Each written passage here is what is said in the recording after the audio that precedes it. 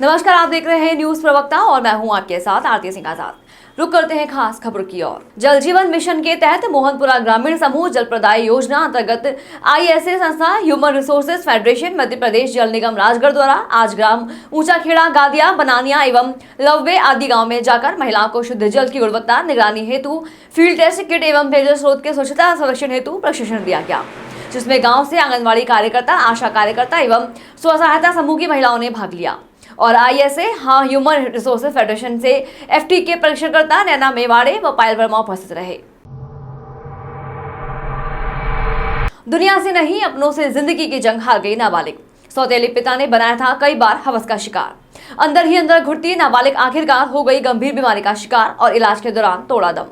जिंदगी के आखिरी क्षणों में बताई सौतेले पिता की हकीकत। नाबालिग नाना प्रार्थना पत्र लेकर भटक रहा, कभी इस अधिकारी तो कभी उस अधिकारी की चौखट पर, लेकिन न्याय की उम्मीद नहीं मिली तो थक हार कर अपनी किस्मत पर आंसू बहाने को मजबूर। आखिर क्या खता थी उस नाबालिग लड़की की? क्यों नहीं सुरक्षित रही अपने ही सौतेले पिता के आंगन में? मामला जनपद जालौन के कोच कोतवाली के भीड़ गांव का। दूसरी अस्पताल वे बड़े पापा बात कर रहे हैं लखनऊ किला में, लखनऊ चले। अपनी बात बताओ पूरी। मास्क हटा दो। पहले थोड़ा हटा दो, देखे तो कि नाम क्या है व्यक्ति तुम्हारा? दिव्यांशी। क्या हुआ तुम्हारे साथ?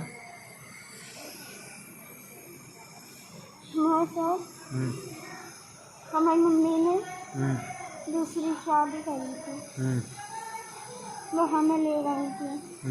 हमारा एक छोटा भाई भी है, उसने हमें 2-3 साल अच्छे से रखा। किसने? जिसने हमारी मम्मी के साथ क्या नाम था उसका? सुनील। कहाँ का है? जगराजपुरा उत्तर प्रदेश। कौन सी बिरादरी है? चलो थोड़ी देर में बात करते हैं। क्या क्या किया उसने? उसने हमारे साथ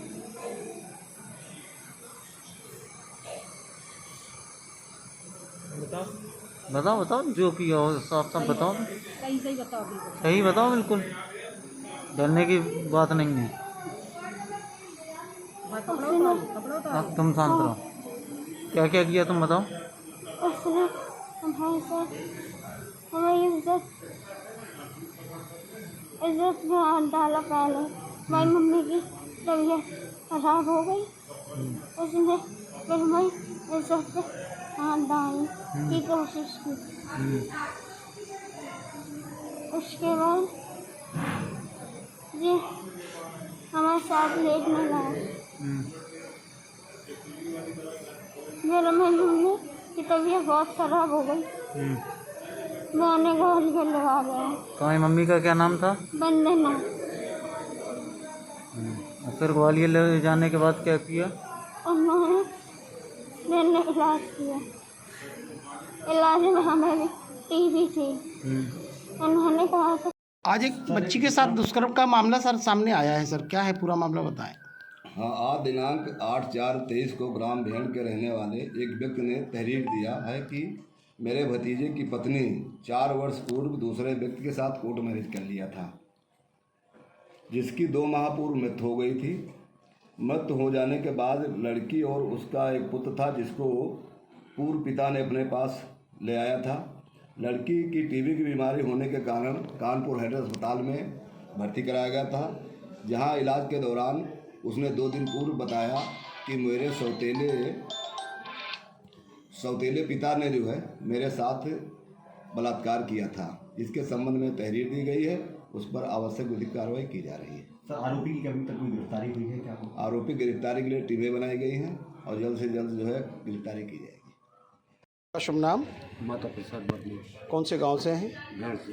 क्या हुआ है पूरी बात बताएं। मेरे छोटे भाई की जो पोती थी, वो उसकी माँ भाग गई थी अपने दोनों बच्चों को लेकर, लड़का एक लड़की। जुगराजपुरा में सुनील नाम का लड़का। उसकी माँ जो है अभी 2 महीने पहले ख़त्म हो गई, दिव्यांशी की। अच्छा, उसके साथ उसने सुनील ने रेप किया 3 बार। किसने किया? सुनील ने। सुनील कौन है बच्ची के? बच्ची के उस मान के चलो पापा, सेकंड पापा। फिर अच्छा, जब हम पिछले परसों बयान दिए उसकी हमारे पास रिकॉर्डिंग है। अच्छा, हम चौकी पे पहुँचे गए तो हमसे बोला गया कि आप रेड़ा थाने जाओ। हम रेड़ा थाने गए तो उन्होंने मना कर दिया, बोले लड़की को लेके आओ या उसका पिता आए साथ में, तभी जो होगा। तो हम वहाँ से सीधे SPO ऑफिस पहुँचे। SPO ऑफिस स्टोनर के पास हमने दी एप्लीकेशन। उन्होंने साहब को व्हाट्सएप पे डाल दी वो, बोले जाओ पहुँच जाइए कोतवाली। हम कोतवाली पहुँचे आए, कोतवाल साहब ने डांटा हमको बहुत बुरी तरीके से। हम क्यों डांटा?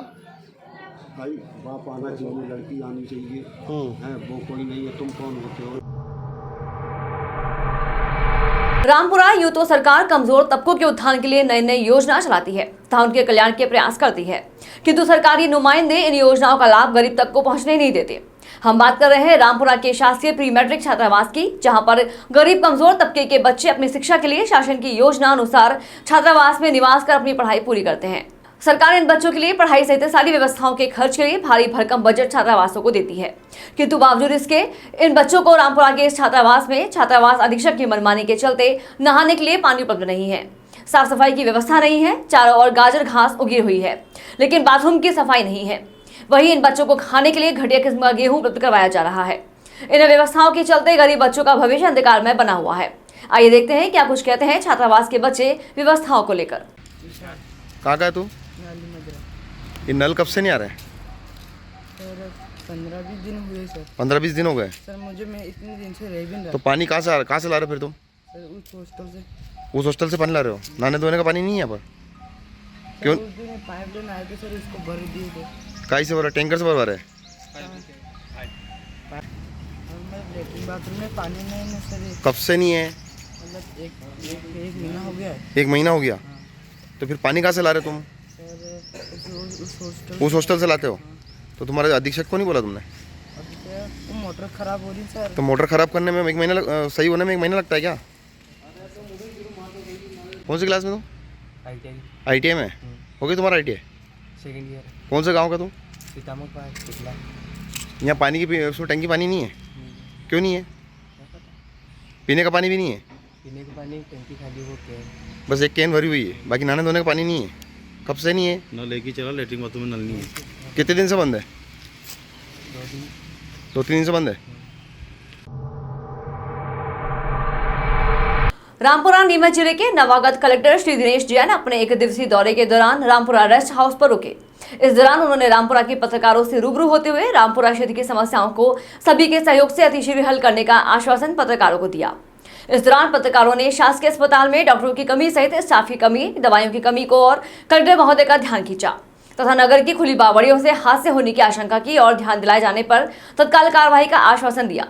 वहीं पत्रकारों ने रामपुरा के छात्रावास में फैली अव्यवस्था, पेयजल संकट तथा जल संकट, सफाई व्यवस्था की और ध्यान दिलाए जाने पर उन्होंने जिले के सभी छात्रावासों की जांच करवाने का आश्वासन दिया तथा रामपुरा के समीप ग्राम खेवला में ग्रीन को एनर्जिक सोलर प्लांट कंपनी एवं DBL कंपनी द्वारा क्षेत्र के बेरोजगार युवाओं को प्राथमिकता से रोजगार उपलब्ध करवाए जाने के अनुरोध पर उन्होंने कंपनी के प्रबंधन से बातचीत कर कार्यवाही का आश्वासन दिया। गौरतलब है कि कलेक्टर श्री दिनेश जैन ने सन 2001 में मनासा में SDM पद पर रहते हुए क्षेत्र में कई उल्लेखनीय कार्य किए थे। पत्रकारों ने उनके कार्यकाल की याद ताज़ा कराते हुए रामपुर मनासा क्षेत्र के लोगों की ओर से उनसे काफी उम्मीद जताए जाने पर उन्होंने आश्वस्त किया कि सभी के सहयोग से क्षेत्र के ज्वलंत मुद्दों एवं समस्याओं को तुरंत हल किया जाएगा। सर, रामपुरा का जो छात्रावास है इसमें काफ़ी अव्यवस्था है। पेयजल की व्यवस्था नहीं है, नहाने के लिए बच्चों को पानी नहीं है, यहाँ तक कि गंदगी इतनी पसर रही है, लेटरिन में उनकी सफाई भी नहीं होती है। आज हम कुछ लोग गए थे तो बच्चों से हमने बात भी की, उन्होंने बड़ी परेशानी बताई। 1 महीने से पानी नहीं समझ गया। उनका कहना है कि मोटर खराब हो गई, तो मोटर सर 1 महीने तक दुरुस्त नहीं होगी तक। और अभी एग्जाम का टाइम भी चल रहा है सर।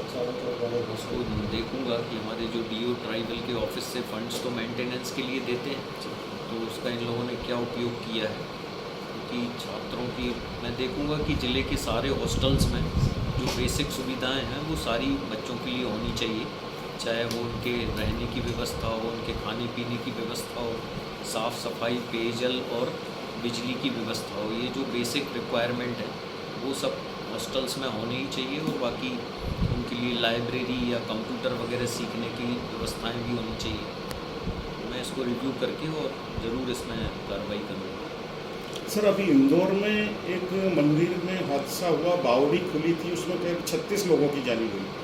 उसके बाद सीएम साहब ने आदेश भी किया था बावड़ियों को भगवाने। क्या अपने रामपुरा क्षेत्र में भी ऐसी कई बावड़ियाँ हैं, तो उसमें क्या कुछ कर रहे हैं?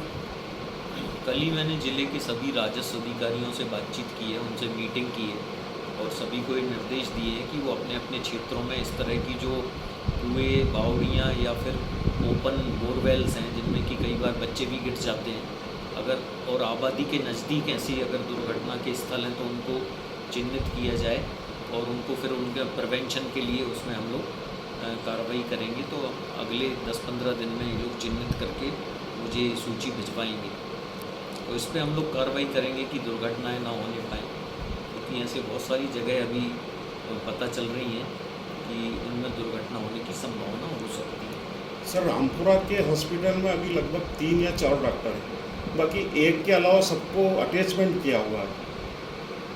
इस बारे में थोड़ा सिविल सर्जन और वो CMHO से डिस्कस करूँगा कि अपने पास डॉक्टर्स की कितनी अवेलेबिलिटी है ज़िले में। कोशिश करेंगे कि NHM से यहाँ पोस्टिंग हो जाए, क्योंकि रामपुरा एक क्रूशियल जगह है, बहुत सारे गाँव को यहाँ इस तरफ के गाँव को कवर करती है, तो यहाँ मेडिकल की अच्छी सुविधाएं होना ज़रूरी है। सर 5 डॉक्टर हैं सर, इसमें 4 को वेतन यहीं से मिलता है और वो मनासा में पहुँचता था सर। मैं इसको रिव्यू करके और कुछ निराकरण। और गोली दवाई की भी बहुत समस्या है सर, यहाँ पे गोली दवाई समय पे नहीं मिलती, तो बाजार से डॉक्टर लोग लेते हैं। आजकल दवाइयाँ और सारी जाँचें। फिलहाल इतना ही। खबरें भी और भी हैं, बने रहे हमारे साथ और देखते रहे न्यूज़ प्रवक्ता। नमस्कार।